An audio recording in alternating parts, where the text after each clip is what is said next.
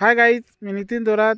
आज 27 मे आहे। आम्ही जंगलात आलेलो आहेत असे वल्कन काढण्यासाठी। पाऊस आज या वर्षी म्हणजे 1 महिना आधीच चालू झाला, मे महिन्यातच। आणि म्हणजे रानातल्या ज्या भाज्या, ते काय जे कंद असतात ते आता निघालेले आहेत।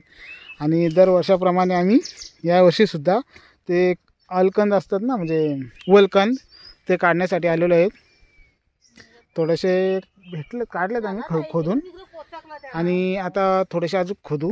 या इकडे तला आहे, तल्याच्या साईडला भरपूर आहे तिथं, पण ते खोदायला मेहनत लागते थोडीशी। जमिनीत असतात ते, मी तुम्हाला दाखवीनच। एक पाहुणी आली आमच्याकडे, एक पाहुणी आली, ती सुद्धा आलेली ते बघायसाठी।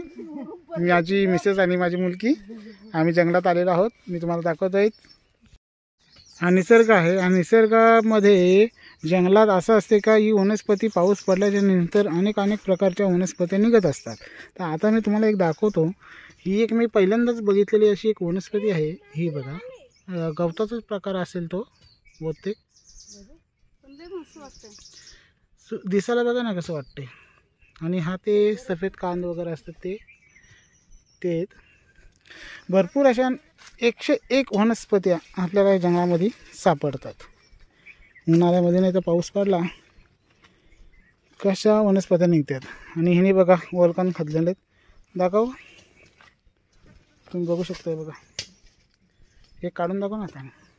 हे बघा, हे असं असतात, याला बोलतात वल्कन।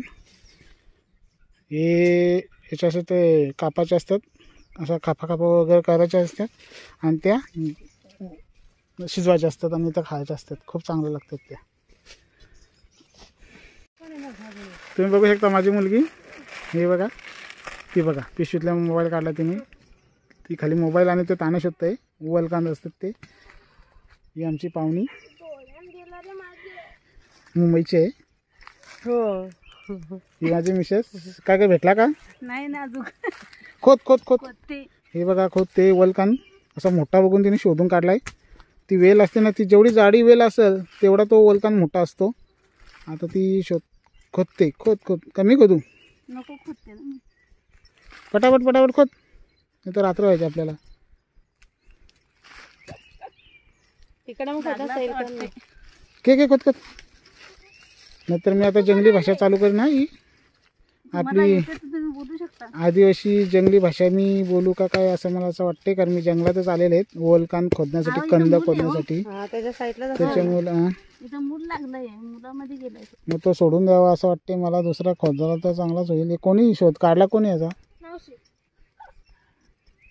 खैराच्या खायचे, पळसाच्या भाजी चांगले असतात। हा, खैराचं झाड आहे आणि त्या झाडाच्या ज्या बुराचा जे वल्कन असतो तो जरा चांगला असतो, असं त्यांचं म्हणणं असं आहे।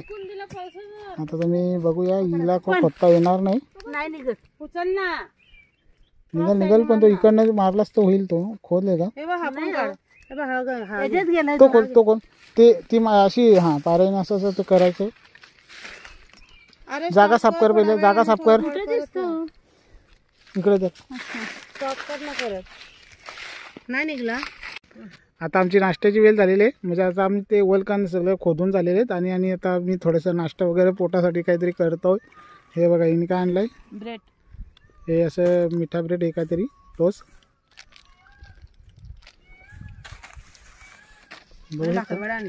हे बघा, कुरकुऱ्या वगैरे असं काहीतरी आहे खायला, टाइमपास। हां, म्हणजे असं पोट भरला का म्हणजे चालायला हिंमत। आता आम्हाला 2-3 किलोमीटर चालायचं आहे ना गावात जायला। गाडी येते, गाडीवर नाही, गाडीवर मी आणि दीदी जाईन।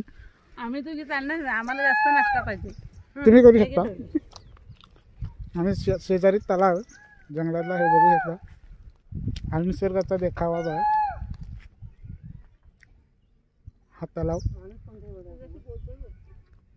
आणि हा ढगाळ वातावरण, एकदम पाणी आलेल्यासारखं वाटतं, पाऊस। आणि हे डोंगर आजूबाजूला हे बघा। आता आम्ही ते वल्कन घरी आणलेले आहेत आणि आता ते आम्ही असं ते त्यांचे सालं असं काढतोय, ते असं चोकलतोय आम्ही। त्याची ती माती आणि ते हे असेल तुम्ही बघू शकता, त्याच्याशी ते सालं काढावं लागतं। आणि त्या पाण्यात आणि नंतर मग त्याच्या अशा कापा बनवतो. मी तुम्हाला दाखवीनच ते नंतर.